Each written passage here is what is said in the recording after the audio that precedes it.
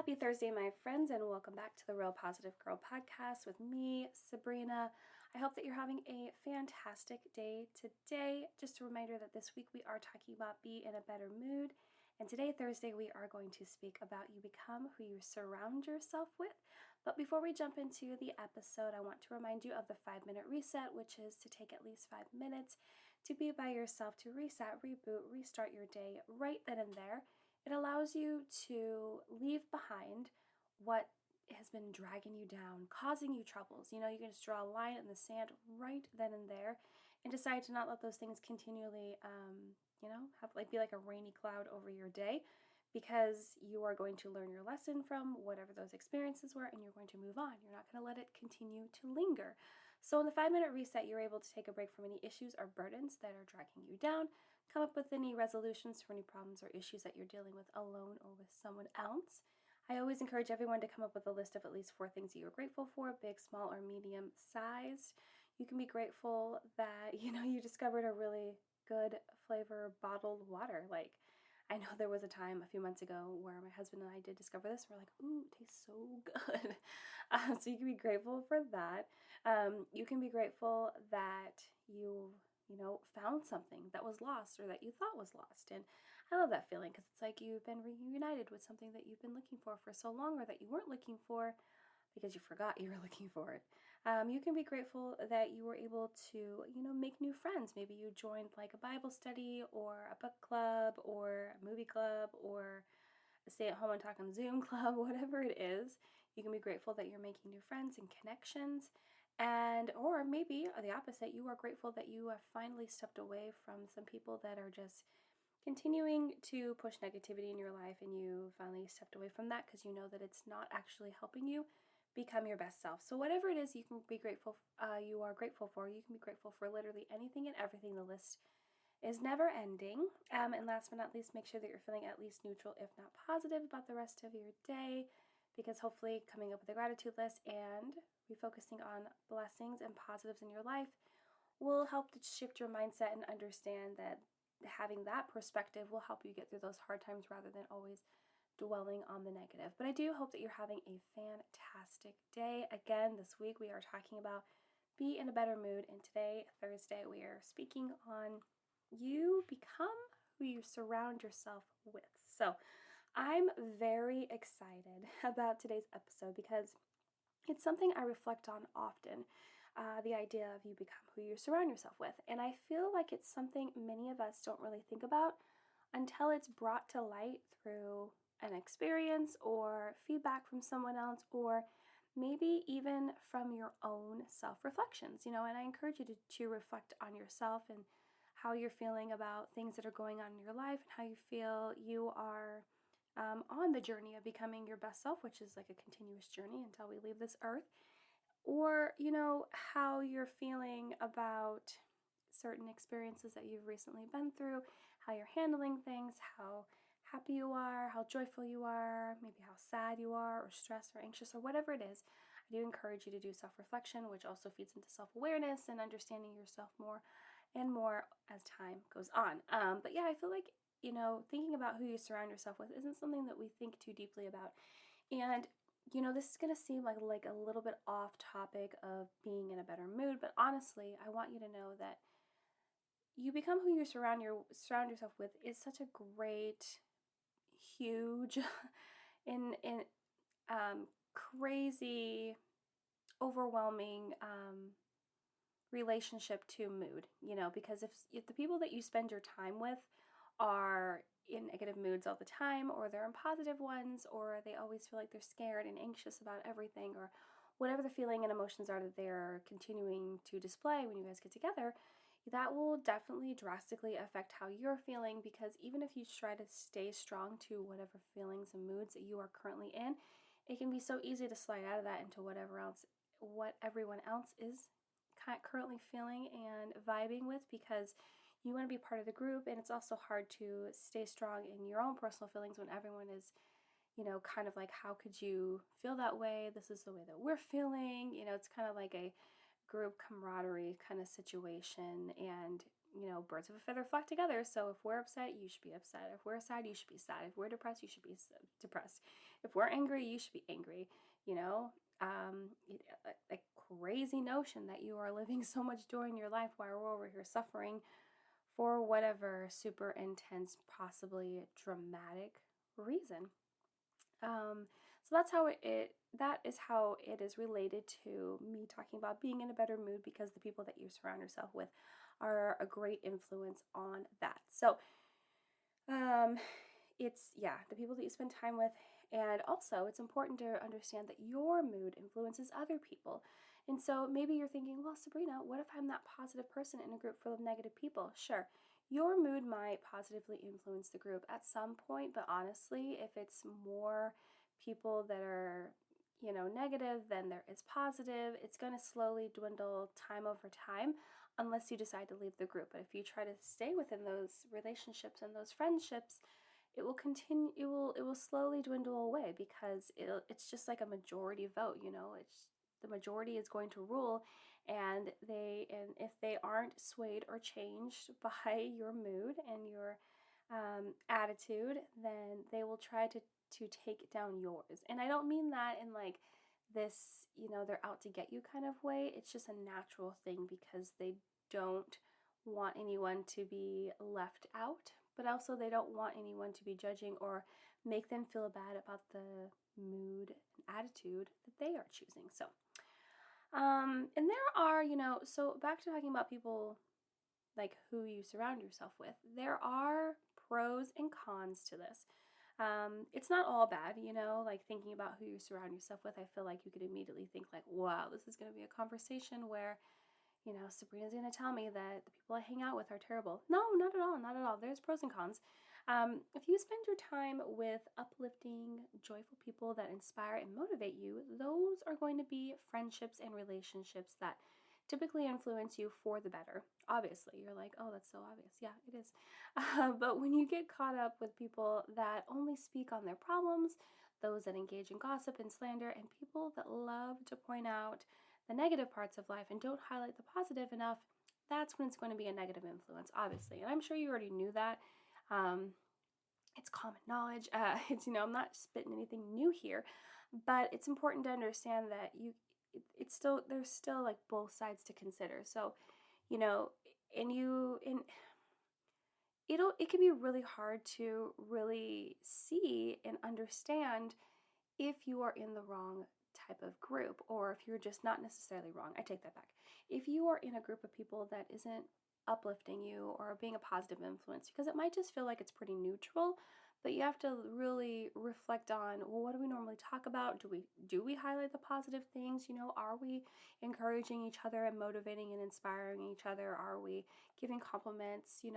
Are we cheering people up when they're down? Or are you just like saying, yeah, I went through that, and it's just, you are understanding and being apathetic, or not apathetic, excuse me, sympathetic, but only to a point where it's not really helpful. It's just acknowledging that, yeah, I get it. I get what you're going through.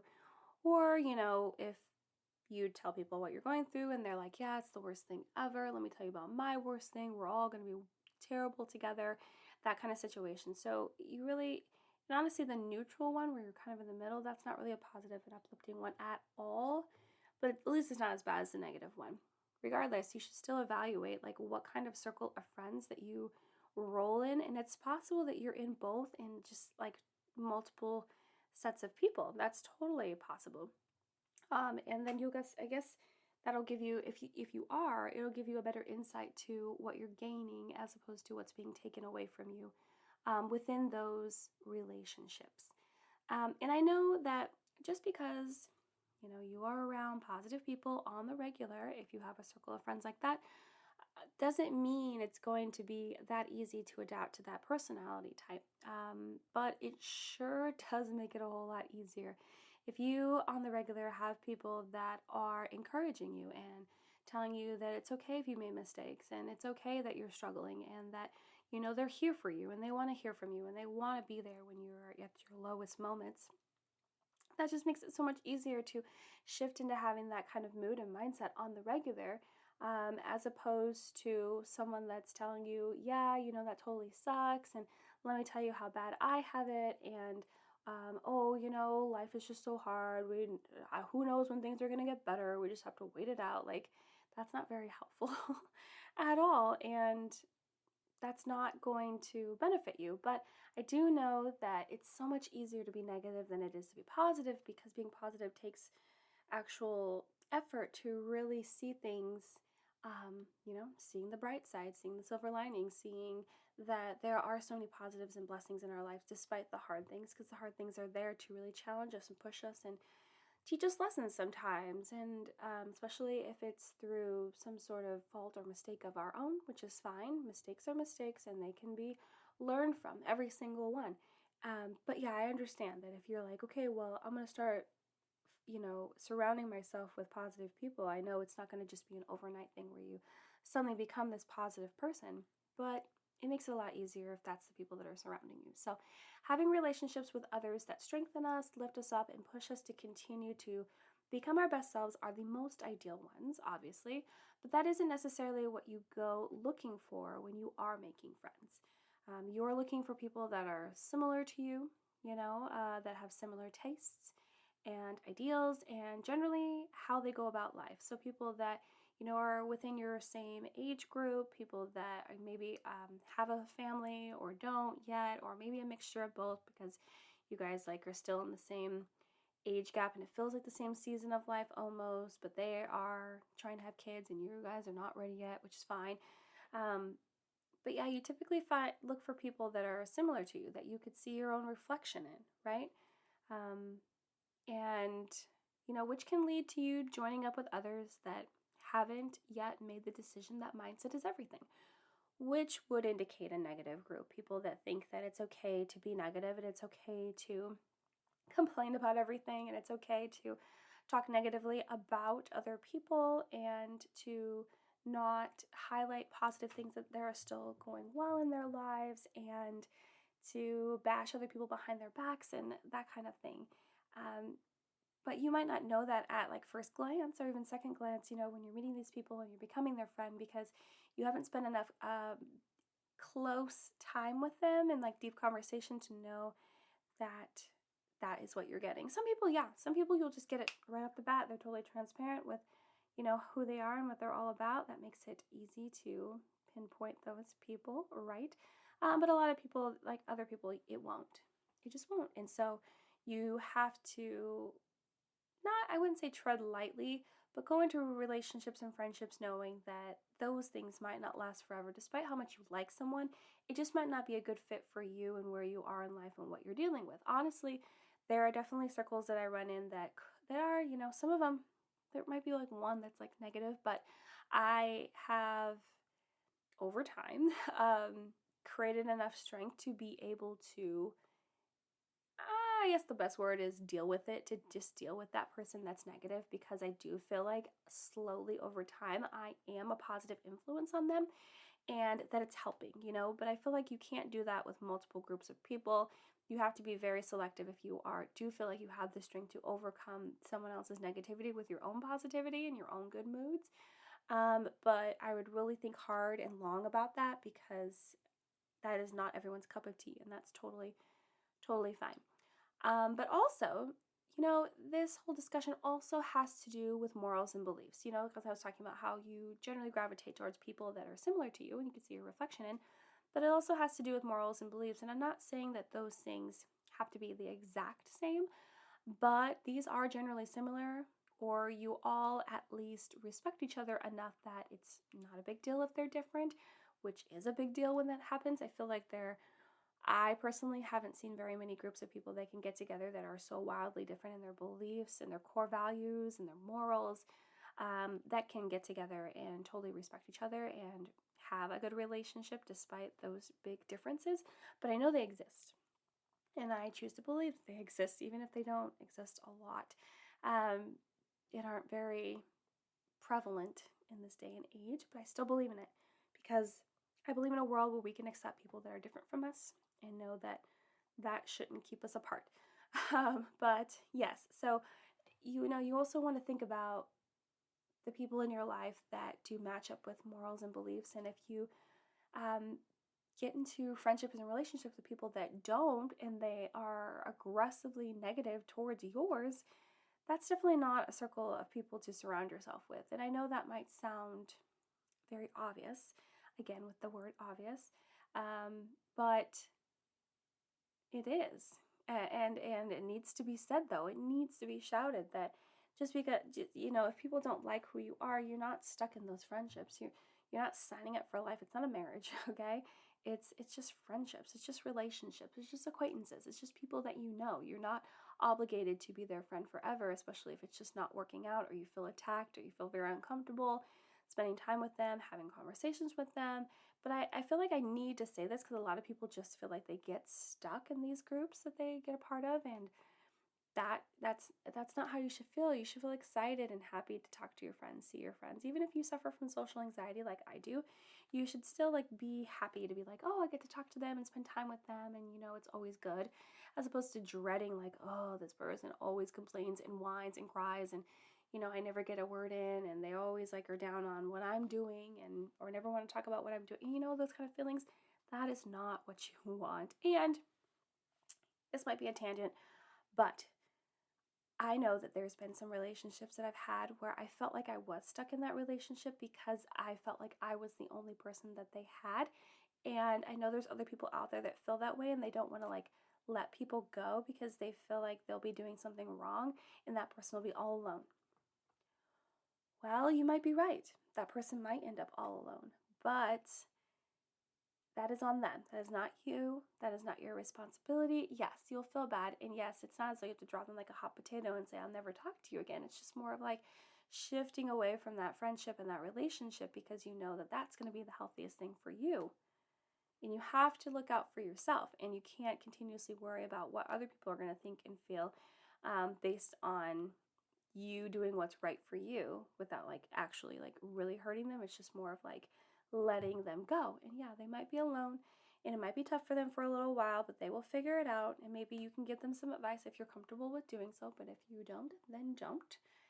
And you just have to move on. You have to move on. And I know that'll be a lot harder for some people than others, but if you have to do what's best for yourself, and if you don't, you will continue to feel drained and burned out and unhappy and not fulfilled and in a bad mood, which is not what you want. And if I haven't convinced you how important this is yet, then hopefully this next point will help. So ask yourself, are you trying to make changes in your life, but you are finding it hard to do so because of some of the viewpoints and advice from those you spend most of your time with? Well, it's because these people might be holding you back. And I don't want to just say that lightly because, people can hold you back, and you can even just not even realize it. You can, if you're dating, you can feel like people are holding you back because they don't necessarily embody the things that you thought that they did. And you just feel like that relationship isn't going to work out. And so thank goodness you weren't like talking about marriage or anything like that. Or even if you were, but you're not married yet, you can consider